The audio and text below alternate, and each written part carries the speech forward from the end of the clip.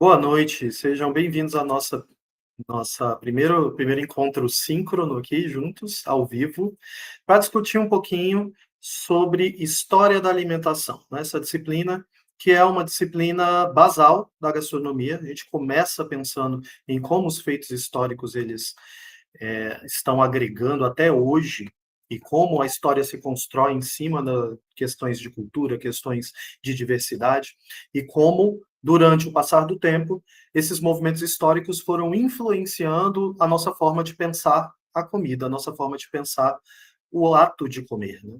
E a alimentação, que é este lugar que nós estamos tão falando aqui nas nossas aulas, né? Vocês têm várias disciplinas diferentes sobre alimentação, algumas práticas, outras teóricas, né? E aqui no caso nós vamos abordar todo esse contexto. Para começar, claro, falando sobre ancestralidade, que é muito importante a gente resgatar um pouquinho. Então, eu quis trazer para a nossa aula hoje um pouquinho diferente da aula que vocês já têm, para que a gente possa sempre dialogar com vários formatos. E bem, esse é o nosso primeiro encontro, nós vamos ter outros, e eu quero começar dialogando um pouquinho sobre a alimentação na pré-história. É como vocês já acompanharam no material, né, os povos pré-históricos, eles eram caçadores e coletores, não era só coletor de alimentação, mas eles coletavam também instrumentos ou coisas que poderiam se tornar instrumentos para o seu dia a dia, para aquilo que facilitaria o seu processo. Se nós pensarmos no nosso formato hoje, nós também somos um pouco coletores. Umas pessoas mais, outras menos, mas os nossos processos ainda são parecidos, né? Nós não caçamos mais, em geral, salvo exceções, mas nós vamos ao mercado, nós pedimos um delivery, nós mudamos esses formatos. E a gente vai estar sempre abordando essa questão, que é a questão das mídias, né? Como elas converteram a nossa forma de pensar o ato de comer e como está sempre em processo. Né? Então, lá na pré-história, essa ideia de coletar, de caçar, de procurar um lugar onde o alimento tivesse que tivesse maior quantidade ou de melhor qualidade, era um ponto mais importante para salientar a sobrevivência desses povos. Obtia-se o alimento através da caça de animais e se coletava plantas selvagens, que eram, obviamente, testadas ali para saber se comia ou não comia, se poderia ou não fazer o consumo daquele vegetal. Claro que a gente tem aí, gente, uma série de questões que vão acontecendo ao decorrer da humanidade. E se nós pensarmos, a gente tem pratos como a maniçoba da cultura indígena, no norte do país, que é um prato que também passou por esse processo de experimentação, né? A gente até brinca dizendo assim, nossa, será que testaram primeiro, vamos cozinhar por um dia, vamos fermentar por 2 dias, vamos fermentar por 3 dias? Ah, continua morrendo, continua passando mal, vamos tentar mais, para saber quantos dias a gente tinha que chegar nesse processo. A mesma coisa vai acontecer quando você está fazendo um dry age em casa, uma cura. Cura é uma das formas mais ancestrais de se guardar alimento em casa, né? A gente até já dialogou sobre isso um pouquinho, já vi que um de vocês comentou sobre a carne em lata, né? E a carne em lata é um método de conservação extremamente interessante e que até hoje é utilizado. Hoje, claro, com uma certa glamorização, nós vamos falar sobre isso ali na frente, porque o que acontece com a nova gastronomia é esse processo, né? Um processo em que nós vamos convertendo a ideia de se alimentar para uma ideia de desejar ou querer obter um determinado alimento por conta das redes sociais, por conta das influências. Né? Isso não rege toda a nossa alimentação, mas rege sim, de alguma forma, as nossas escolhas aqui, uns mais, outros menos, tudo a depender de quanto nós usamos essas redes. E bem, a dieta ela era composta desses povos, né, por carnes, peixes, frutas, raízes, nozes. Aqui, quando fala nozes, inclui sementes, castanhas, e também o conhecimento do consumo do mel. Né? É interessante nós pensarmos que a sensação do doce, do salgado, do azedo, do cítrico, do ácido, é uma coisa muito contemporânea, uma coisa muito nova. Até os nossos povos também não usavam sal, por exemplo. Existiam outras formas de fazer esse processo de maturação do alimento, de saborização do alimento. Algumas culturas, inclusive, até hoje usam pouco ou quase nada de sal. Já outras culturas adaptaram o uso de muitas quantidades de sal por conta da cura. Então, quando eu estou falando de cura, quero que vocês entendam que é esse processo de conservação. A gente utiliza muito mais a geladeira, compra uma carne fresca ou uma carne congelada, né, seja ela de qual animal for, e guarda, mantém no nosso freezer, no nosso congelador, na nossa prateleira, mas existe um processo que é um processo muito anterior a esse, que é o processo de cura. Alguns produtos a gente consome com mais facilidade, com mais previsibilidade, como, por exemplo, os defumados, os embutidos, que são à base de defumação, tem uma durabilidade maior, a gente até pega eles na gôndola do mercado, né, fora de refrigeração. Bacon, linguiça calabresa, alguns tipos de maturação diferentes de queijo, não precisam ficar ali guardados na geladeira. Depende muito do clima, de onde você mora, de como você guarda, mas em geral a gente tem esse contato maior aí com os insumos da defumação, a carne seca, a salga. Se você vai a um mercado médio porte, você já vai encontrar pedaços de porco, produtos para feijoada, eles não vão estar necessariamente refrigerados. Eles podem ter passado por esse processo de salga e estar guardados ali numa gôndola que a gente pode pegar e levar para casa e não necessariamente guardar na geladeira. Muito provavelmente nós vamos guardar na geladeira, porque é um hábito nosso com aquela ideia de maior durabilidade. E faz sentido, sim. Tem uma grande discussão sobre os ovos, né? Se coloca, se não coloca na geladeira, quando coloca, se lava, se não lava. Existem vários protocolos que vocês vão estudar isso em higiene dos alimentos. Mas a verdade é que tudo acaba se tornando hábito cultural. Um dia desses eu estava falando com uma das chefes aqui do local onde eu trabalho sobre o fato dela lavar o frango na pia. E que me incomodava um pouco, assim, eu perguntava por que ela fazia isso, mas que eu entendia que era um fator cultural, e ela falou, cara, mesmo eu sendo chefe de cozinha, mesmo eu tendo formação em gastronomia, eu criei um hábito tão grande de fazer isso, e é um assunto super polêmico ainda no Brasil, que ela continua lavando o frango na pia. Eu acho que é terrível, porque assim, a gente sabe que isso espalha muito mais. Se vocês não sabem ainda, vocês vão descobrir lá nas nossas aulas, né, de higiene, espalha de várias formas diferentes, salmonela e outras propriedades que são nocivas dentro daquele espaço ali da pia, porque quando você coloca água no frango, não estou falando de escaldar a quente, né, mas quando você lava com água mesmo, você está proliferando, espalhando outras bactérias. Ninguém morreu ainda por conta disso, né? Talvez, e tudo mais. Mas a gente aprende nesse formato quando faz o nível superior. Assim como a gente sabe que, por minimamente asséptico que o vinagre seja, ele não é um produto de limpeza, né? E que também é uma lenda brasileira, né? Então, você não lava o frango com vinagre, você não está tipo, tirando sujidades nocivas do frango. Você vai ter que cozinhá-lo.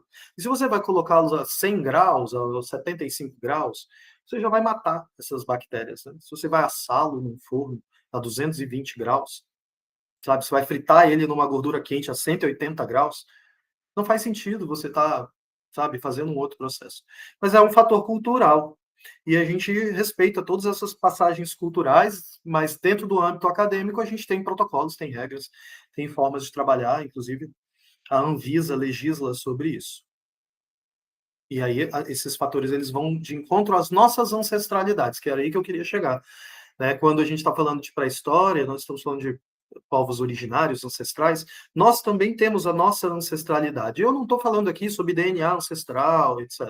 Estou falando aqui de pai, mãe, vó, tia, tio, né, bisavó, pessoas que participaram da nossa criação, do nosso processo de aquisição palatal, nosso processo de memória gustativa.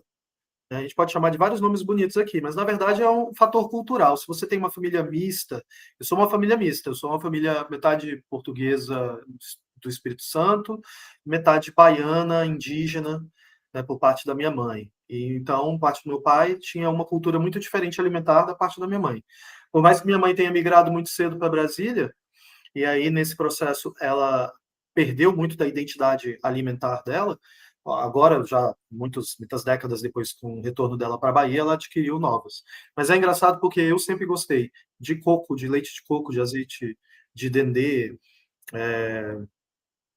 de uma série de outros insumos, e a minha mãe não gosta desse produto. Então, é legal, porque a gente pensa que, de repente, só as nossas influências vão constar para os nossos descendentes, filhos, sobrinhos, pessoas que convivem com a gente ao nosso redor, mas, na verdade, não é uma verdade. Não, na verdade, não é uma verdade. Isso pode ou não influenciar esses processos. Eu sempre gostei de uma comida mais exótica, não gosto dessa palavra, mas só para vocês entenderem, fora da comida que eu comi em Brasília, e ainda assim não era a comida que eu comia em casa, não era a comida da minha mãe, mesmo a minha mãe sendo baiana. Quando eu vou à Bahia, eu vou ao acarajé de uma mãe santo, que está sempre ali disponível em Barreiras, mas minha mãe não come. Eu vi que alguém levantou a mão, quer abrir o microfone e falar?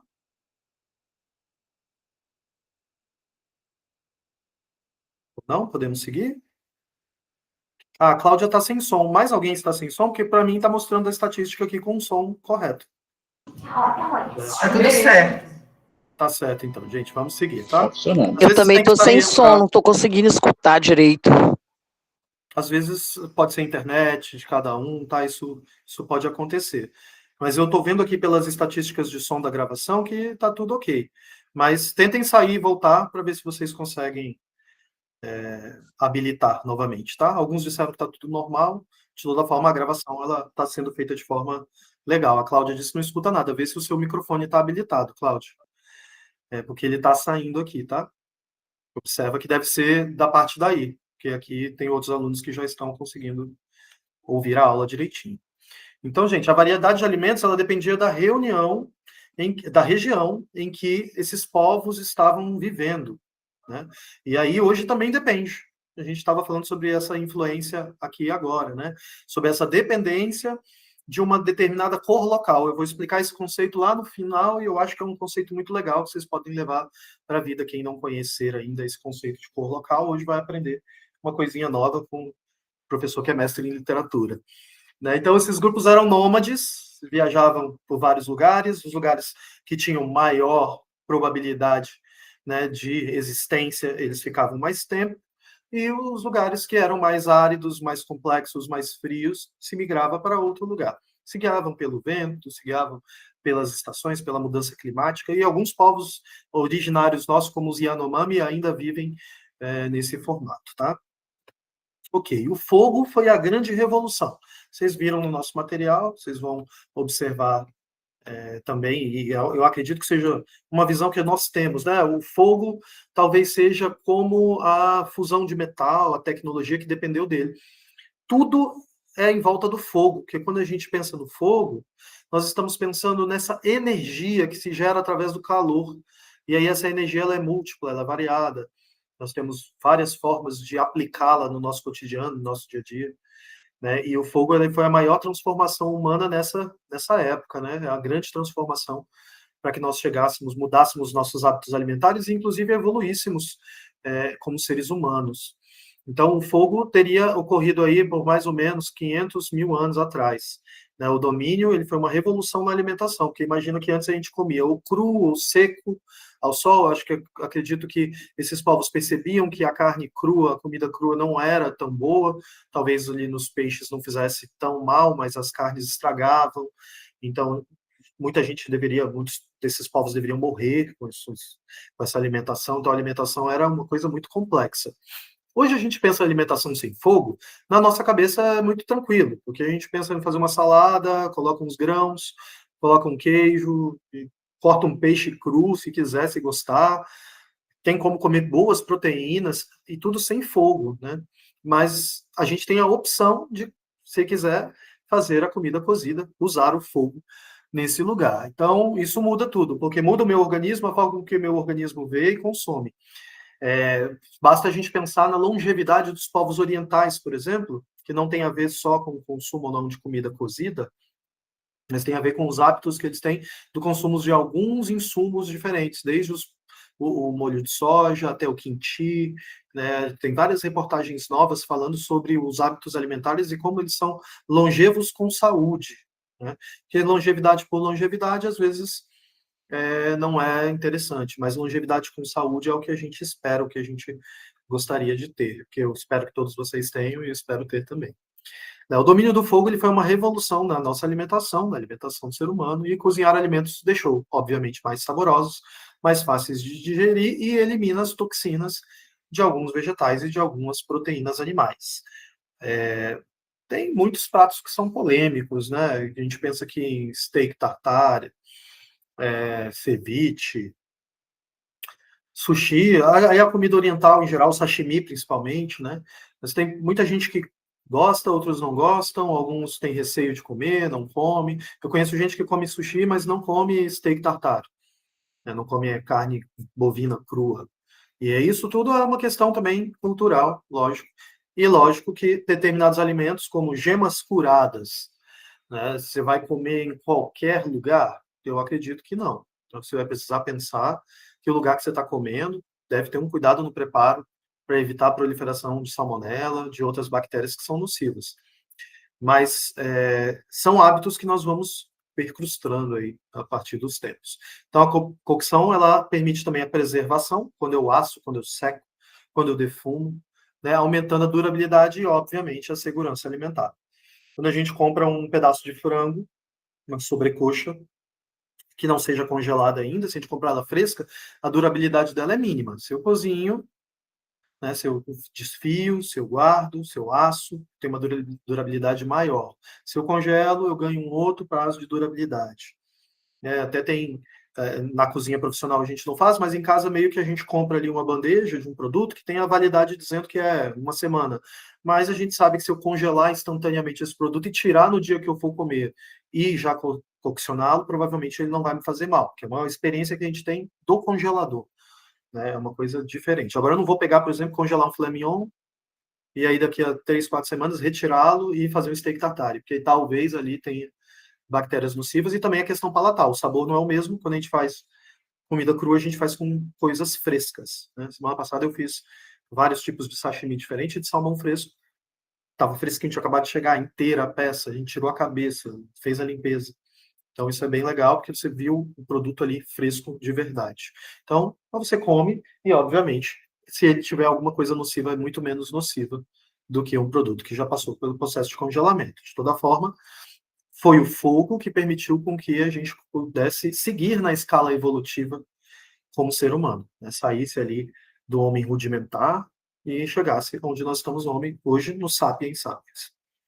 Bem, a cozinha de origem é ancestralidade e cor local. Quero que vocês guardem essas duas experiências para a vida de vocês, para os trabalhos que vocês vão desenvolver, né? Quando eu estou falando cozinha de origem, eu estou falando daquela cozinha mais antiga ou de maior identidade cultural. Acho que esse é um ponto importante, né? Ela é, sim, através da ancestralidade. Por mais que a gente pense numa cozinha estrangeira, eu não vou usar o exemplo do Brasil agora, vou trazer o exemplo do Brasil daqui a pouquinho. Se a gente pensar numa cozinha estrangeira, como a cozinha italiana, por exemplo, e aí nós pensamos em como é essa cozinha, e a gente pensa que a cozinha ancestral da Itália são massas, né? Mas o povo sarraceno foi quem fez o uso do trigo ali para conduzir a produção dessas massas, para chegar no formato que a gente tem hoje, isso passou muito tempo, né? A manufatura do grão, a produção do trigo é uma coisa relativamente nova, se nós pensarmos assim, né? A Idade Média na Europa, aí a gente tinha outros processos, né? A gente vai falar sobre isso mais para frente um pouquinho, mas a forma de cozinhar os alimentos, a forma de conduzir a mesa, de trazer os insumos, ali sim a gente tem um fator ancestral, e por isso que eu acho que a ancestralidade brasileira, acho não, isso é um fato histórico, ela permeia muito mais a cozinha indígena e a cozinha afro, né? A cozinha negra, principalmente a cozinha dos quilombos, as cozinhas que chegaram aqui no Brasil através de África. Então, é ali sim um fator de ancestralidade, né? De recordação de uma memória ancestral. A cozinha indígena, ela ainda existe, por mais que ambas cozinhas estejam hoje passando por esse processo de fetichismo. Nós vamos discutir um pouquinho sobre isso depois. E essa ancestralidade, ela é muito importante para que nós possamos resgatar dentro da nossa memória afetiva o que nós estamos consumindo e como estamos consumindo e por que estamos consumindo. Eu acho que essas são as perguntas que eu sempre vou fazer para vocês em História da Alimentação. O que comemos, por que comemos, quando comemos, como comemos e quem come. Porque a pessoa que come determinado alimento também é definida por determinados fatores sociológicos, culturais e tudo mais. Então, A cozinha ancestral ela é um conjunto de práticas culinárias que se originaram e se desenvolveram entre os povos indígenas, aqui pensando aqui no Brasil, tá? E antes da chegada dos colonizadores europeus. Então, nossa cozinha mais antiga é a cozinha indígena, né? Aí depois, com a chegada dos povos europeus, nós temos uma outra influência, a cozinha africana negra. E aí nós temos que pensar sempre sobre isso, porque você vai encontrar muito mais influência da cozinha negra e da cozinha indígena em qualquer self-service do Brasil do que da cozinha portuguesa. E nós fomos, durante séculos, colônia de exploração de Portugal. Esse fator ele é muito importante. A gente precisa resgatar isso na nossa memória e pensar no contexto histórico e social, porque se eu tenho essas influências muito mais presentificadas, significa que a importância também desses processos foi muito maior dentro da colonização do meu próprio país. Quando eu estou pensando em colonização, também não estou pensando só na questão portuguesa, na chegada de europeus e etc.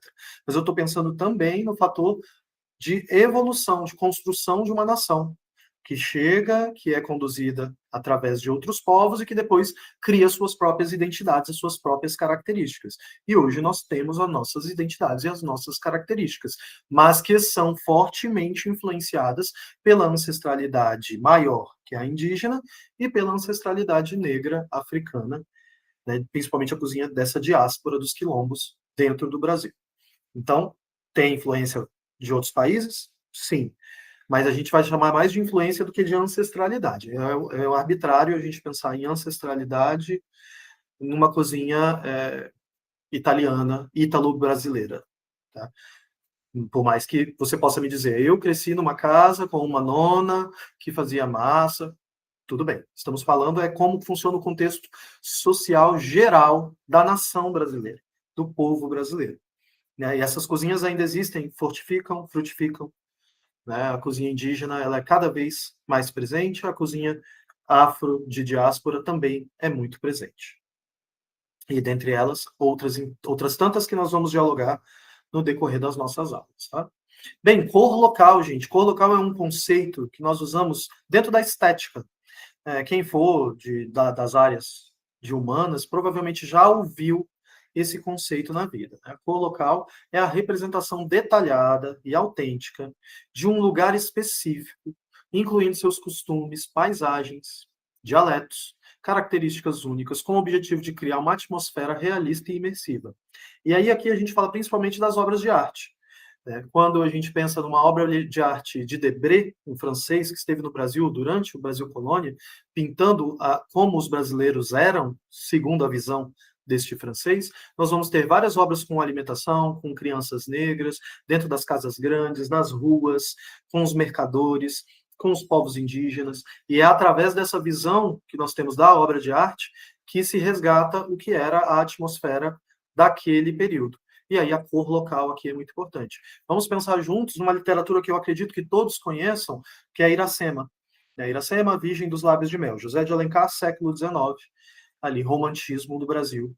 Primeira geração indianista. Iracema nos conduz a um determinado espaço-tempo, que é a colonização do Brasil.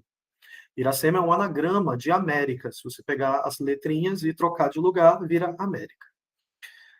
Porque é sobre a invasão, sobre a colonização. Né? A chegada de Martim nas terras de Iracema faz com que Iracema se apaixone, ela, que era a Virgem dos Lábios de Mel, entrega-se a este colonizador, né, que era o seu amor, e abandona a sua aldeia, e acontece tudo que a gente já conhece na história, tem uma guerra, eles perdem a guerra, Iracema fica triste, e aí Iracema engravida, Martim some, reaparece quando a criança está nascendo.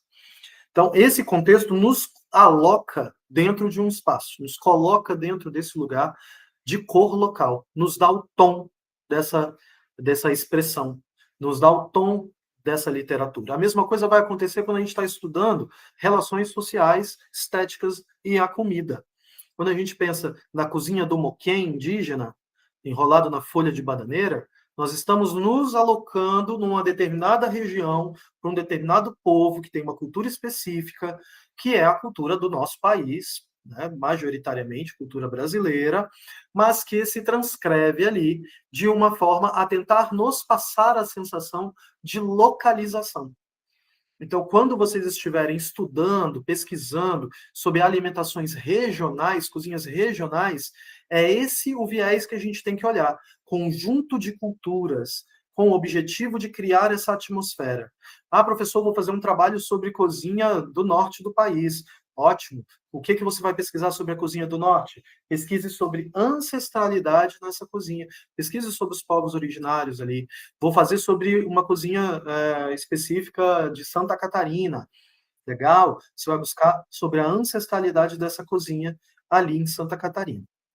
E aí, a partir disso, as experiências que vão se dar no decorrer desse espaço conduzem de forma mais realista àquele que vai provar a nossa alimentação. Então, a gente consegue fazer um menu degustação, consegue montar um cardápio, né, de cozinhas diferentes, de diferentes regiões, mesmo não sendo dela. Sim, nós conseguimos montar. Nós temos conhecimento e nós temos uma fonte inesgotável de pesquisa, livros, internet e afins. Mas nós precisamos nos ater às visões que nós temos sobre esses espaços, porque às vezes elas estão poluídas com a nossa própria questão sociocultural. Eu tenho o meu espelho, minha forma de ver o mundo, e ele acaba influenciando a forma com que eu vejo o outro. Se eu estou montando, pensando aqui no cardápio da gastronomia, um restaurante de cozinha ancestral, eu vou ter que perguntar primeiro que ancestralidade é essa? De que lugar eu estou falando? E a partir desse lugar é que eu vou conduzir uma proposta de forma mais equitativa, de forma mais correta. Isso é só para que a gente entenda que a alimentação e a ancestralidade, a alimentação de origem, é uma coisa muito dialogal hoje, mas muito tênue, porque a gente precisa sempre pensar em como esses aspectos eles estão se recondicionando. Assim que a gente terminar aqui essa parte dos slides, eu libero para quem quiser fazer pergunta, guarde aí um pouquinho, só para a gente não perder a linha do raciocínio. E aí, bem, o que compreender para se colocar nesse lugar da ancestralidade? Ou para poder conduzir o nosso pensamento a uma cozinha de origem, né? Primeiro, o que comemos, aquela perguntinha, né? Aquelas perguntinhas, o que, quando, onde, por que, quem, né? E suas influências antes das redes sociais, que a gente tem uma armadilha, né? As redes sociais. E aí eu sempre vou tocar nesse assunto e sempre vou lembrar vocês, aqui o professor não está demonizando as redes sociais, até porque eu uso as redes sociais para o meu trabalho. O que eu estou dizendo é quando elas viram fonte absoluta de um conhecimento. E aí a gente tem um problema, a gente tem que sempre cuidar desse espaço com mais carinho, com mais cuidado. E bem, o que é ancestralidade, origem e o que é fetiche midiático? E aí aqui tem um ponto muito importante para a gente dialogar, que eu quero que vocês tragam aqui para o nosso papo depois, a opinião de vocês. Fetiche midiático é essa expressão de que eu passo a consumir determinado produto porque ele está nas redes sociais. E é muito pertinente a gente discutir sobre isso essa semana, porque teve todo o estouro da onda do morango do amor. E, assim, vocês viram tudo acontecendo. Eu espero que quem for confeiteiro tenha ganhado muito dinheiro em cima disso. Mas a gente entende que é mero efeito midiático. Há 2 semanas atrás se falava sobre um chaveiro, entendeu? Sobre Labubu, um chaveiro de colocar de valores exorbitantes, né? E há pouco tempo atrás se falava sobre uma outra coisa e outra coisa e outra coisa. Porque a efemeridade da passagem do tempo, inclusive aí citando Byung-Chul Han novamente, um filósofo coreano muito importante, ele vai dizer que nessa sociedade do cansaço tudo passa muito rápido e eu preciso de flashes mais rápidos para poder alimentar a dopamina no meu cérebro. Então, a moda era falar de Labubu e aí passou e todo mundo amou e odiou Labubu. E aí agora a moda se tornou Morango do Amor e em dias amou-se e odiou-se Morango do Amor. E isso se torna avassalador em termos de redes sociais. Isso é para a gente entender também um pouquinho o poder das redes sociais. Como elas conduzem o nosso desejo, a nossa vontade de consumir ou não um produto. Pode ser que você nem goste de doce. Eu, por exemplo, não como açúcar.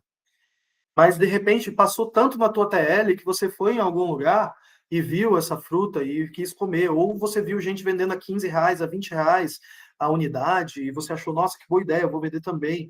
Só que agora, de repente, hoje já não vende mais, né? Minha mãe estava no aniversário da minha tia, no interior, no sábado, no interior da Bahia, e tinha como doce comemorativo o morango do amor, né?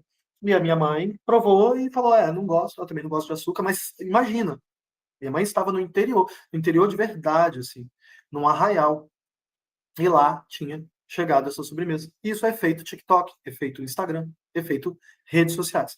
Então, quando a cozinha de origem e a cozinha ancestral também chega nesse lugar, a gente precisa ter cuidado.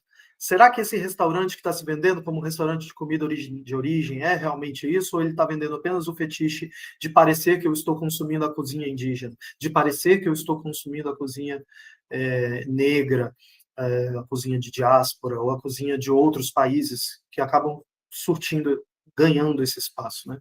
Estava passando pelo aeroporto, se não me engano, em janeiro, o aeroporto de Recife, acho que foi no de Recife, um dos lugares que eu passei aí durante esse início de ano, e aí eu parei, passando em frente a uma loja de doces, a moça me chamando, vem aqui provar o doce que estourou no TikTok.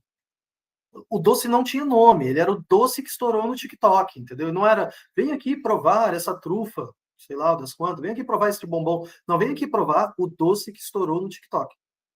Eu parei para ir ver o que era, porque eu queria entender o que era esse doce que estourou no TikTok. Era um chocolate árabe lá, não sei das quantas. Ou seja, vem aqui provar um chocolate que as pessoas do TikTok. Não, ele perdeu a identidade. O produto perdeu a identidade, ele ganhou subtítulo. O subtítulo dele é mídia, TikTok. E esse é um fator que a gente vai ter que conviver, por mais que eu acredite, como os filósofos contemporâneos também acreditam, que haverá um levante do analógico, do desejo de fazer a coisa mais lentamente. Isso não vai demorar muito, talvez nos próximos 10 anos, parece muita coisa, mas não é.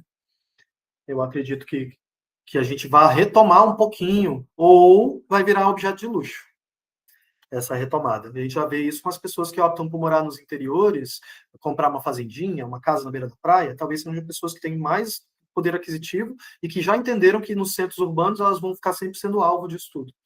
E aí elas aproveitam para fugir. Eu adoraria morar numa casinha no topo da serra, né? Então, respeitar a cozinha dos povos originários sempre, não tô, assim, a gente não está perguntando se eu gosto ou não gosto, se eu vou comer ou não vou comer, mas respeitar as origens, é muito importante, né? Respeitar a cor local, nós já aprendemos o que é, nas multiplicidades culturais entre as nações. E dentro das nações, também a sua própria multiplicidade. O Brasil, um país continental, com várias regiões com experiências culturais de sabores e saberes absolutamente diferentes. E perceber que o que se come é uma relação social à nossa relação com a alimentação. Então, é lógico que isso é um fator cultural. Ok? Agora eu vou abrir, vou falar sobre a sistematização, mas se alguém quiser fazer uma pergunta, essa é uma ótima hora. Alguém levantou a mão. Se quiser falar, pode falar. Senão, eu vou dar sequência aqui na nossa sistematização, porque a gente tem um bocado de coisa para falar ainda. E a gente deixa para o final. Bem, vocês já devem ter aberto ali, a sistematização está disponível para vocês. Vocês viram que é um trabalhinho, um trabalho final, um trabalho de conclusão do nosso curso de História da Alimentação. Vamos pensar assim, né?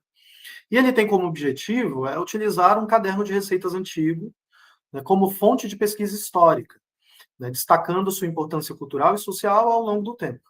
Né, o aluno ele deverá analisar um caderno de receitas antigo, de preferência de alguém da família ou alguém conhecido, né, alguém que você tem acesso a esse caderninho, refletir sobre as transformações culturais daquele tempo em que o caderno foi escrito até hoje, né, e também as revoluções gastronômicas, o que mudou, o que não mudou, que ele apresenta, e adaptar uma das receitas, de preferência aquela receita mais antiga que vocês conseguirem, que seja possível de ser adaptada para o contexto contemporâneo, dando os toques de novidade, né, trazendo aí as novidades em cima da receita.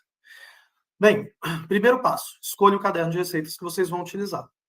Essa é a escolha de vocês. O aluno ele deve pesquisar e selecionar um caderno de receitas, né? Pode ser um caderno da própria família, de alguém próximo, né? E aí a segunda parte que é importante para a gente é a análise do caderno. Quero que vocês apresentem o caderno, digam para a gente o que é, de quem é, não precisa dizer nome e CPF, não é isso. Esse caderno é de uma pessoa da região tal, nascida tal, que copiava essas histórias de tal pessoa, que criava suas próprias receitas, sei lá. Eu, por exemplo, passava limpo os cadernos de receita da minha avó, que aprendeu receita com a mãe dela, que era portuguesa. Então, eu tinha acesso a essas receitas ali, mesmo ainda com 8, 9 anos. Então, contem essa história para a gente, né? Com uma determinada continuidade. De preferência, contem em terceira pessoa, porque eu acho que vocês já vão trabalhando a ideia que no TCC de vocês vão ter que trabalhar. Né? Assim, e, enfim, em qualquer outro lugar que vocês forem escrever um artigo, vocês vão escrever em terceira pessoa. Responda as perguntas. Quem o escreveu? Que contexto? Como a gente está falando, né? Essas receitas, elas representam determinada cultura. É um caderno, por exemplo, a minha avó era português. Então, representava a cozinha portuguesa. O que mudou hoje, né? E pesquise artigos em livros desse mesmo aspecto. Então, estou usando como referência um caderno de receitas da minha tia-avó, que era da Espanha. Então, vamos pesquisar como é que essas receitas funcionam hoje. Tá bom? Vamos dar sequência aqui. 3. A apresentação do caderno. O caderno ele deve ser apresentado com algumas páginas reproduzidas, que podem ser fotos em boa qualidade, ou vocês podem escanear ali. Se for um caderno que vocês conseguiram só via PDF de alguém que mandou para vocês de outro estado, podem usar um print. Né? Mas a gente quer ver a caligrafia, o formato, as condições, se está bonitinho. Não é o caderno inteiro, tá, gente? Só ali pontos que vocês acharem que vale a pena mostrar. Alguma anotação que seja diferente, que tenha um ponto que represente alguma coisa para vocês em termos de contexto sócio-histórico. Apresentar as receitas, não precisa todas as receitas, mas diga, esse caderno contém receitas de confeitaria, como tal, tal, tal, esse caderno tem receitas de carnes, como essa, e aí vai trazendo para a gente. Escolha a análise e execução de uma receita, aí vocês vão escolher uma receita que eu falei para vocês, pedindo só uma. Então, vocês vão escolher, vão investigar a história dessa receita, tanto ali na tradição que vocês escolheram, no caderno antigo, quanto em como ela está hoje, para que faça essa adaptação, né, que é a parte quase final do trabalho. Então, reescrever a receita, eu tenho a receita ali ABCD, eu vou reescrever a receita ABCD, talvez FG, porque eu vou adicionar alguma coisa, né, com a demanda contemporânea, como, por exemplo, cozinha saudável, cozinha sustentável, dieta restritiva. Vou fazer aqui, mas vou fazer sem lactose, professor. Legal, pode fazer. Quero que vocês usem a criatividade de vocês. E explique as adaptações, por que você substituiu determinado ingrediente por outro e como isso funciona. Tá? Isso vai funcionar porque vocês vão fazer o experimento. E a execução da receita, que deve ser fotografada em pelo menos 3 momentos. Né? A mise en place, o pré-preparo, e depois o momento de execução, e por fim, obviamente, o prato pronto, que seria maravilhoso se eu pudesse experimentar todos, mas eu vou ver a foto de vocês e vou entender como é que foi feito. A conclusão, vocês vão fazer uma reflexão final, nada muito extenso, gente, eu quero um trabalho que não seja, 20 páginas de artigo científico, precisa isso. Tá? Eu quero um trabalho que traga a característica de vocês, cultural, individual. Né, faz uma reflexão final, comparando a receita e como se vê essas receitas nos dias de hoje. Acho que é legal vocês trazerem isso. Quero que vocês entreguem, obviamente, em PDF. Vocês só vão poder subir em PDF, só vai valer entrega em PDF. Por que, professor, PDF? Porque o PDF ele tem uma segurança maior em termos de sistema. Tá? Então, é só converter para PDF o documento do que vocês vão escrever no Word. Inclusive, eu vou mostrar para vocês daqui a pouco as características que eu quero dentro do Word. Ele vai ter o texto, as imagens, as páginas que vocês utilizaram, as fotos dos processos. Tirem fotos em boa qualidade. Né? Não precisa tratar a foto, eu acho que sem tratamento até melhor. Vai seguir as normas da ABNT, que eu vou mostrar para vocês. E os critérios de avaliação serão clareza e profundidade na análise histórico-cultural, caderno de receitas. Né? A escolha, execução e adaptação criativa das 2 receitas que vocês escolheram ali, né? Para que elas se intercalem. A coerência nas adaptações, quando a gente fala as 2 receitas, é a receita antiga e a receita que vocês recriaram em si. Coerência nas adaptações, qualidade e organização da apresentação do trabalho e o uso das referências bibliográficas de fontes de pesquisa, porque, afinal, vocês vão ter que pesquisar sobre o prato e sobre a conversão que vocês vão fazer. E isso eu quero, claro, dentro de normas da BNT, eu vou cobrar de vocês as normas básicas, mas eu vou dar a vocês o escopo do que eu quero. Então, não é nada assim, nossa, que coisa complexa. Não, vocês vão só formatar o Word de vocês. Então, eu juro para vocês que não vai ter dificuldade, tá? Então, aqui a gente termina essa parte, né? E eu vou abrir aqui rapidamente para a gente poder finalizar o outro documento, que é o documento do Word, que eu vou subir lá na plataforma para vocês terem acesso, tá? Para alguns podem estar mais familiarizados, outros nem tanto. Então, vamos entender juntos aqui como é que isso funciona. Bem, vocês estão vendo aqui a fonte, né? Arial ou Times New Roman. Esse é o clássico, gente. Não tem erro, tá? Arial ou Times New Roman 12. Espaçamento é 1,5. Tá lá em cima, espaçamento. Vai lá, coloca 1,5. Né? Exceto em citações longas, mas eu acredito que vocês não vão fazer aquelas citações com recuo, tá? Eu acho que vocês não precisam, a gente não precisa trazer citações longas. Tragam citações curtas, de até 3 linhas, que aí pode vir dentro do próprio texto de vocês. As margens de 3 e 2, o texto justificado, deixa eu mostrar para vocês aqui o que é o texto justificado. É esse aqui, gente, ó.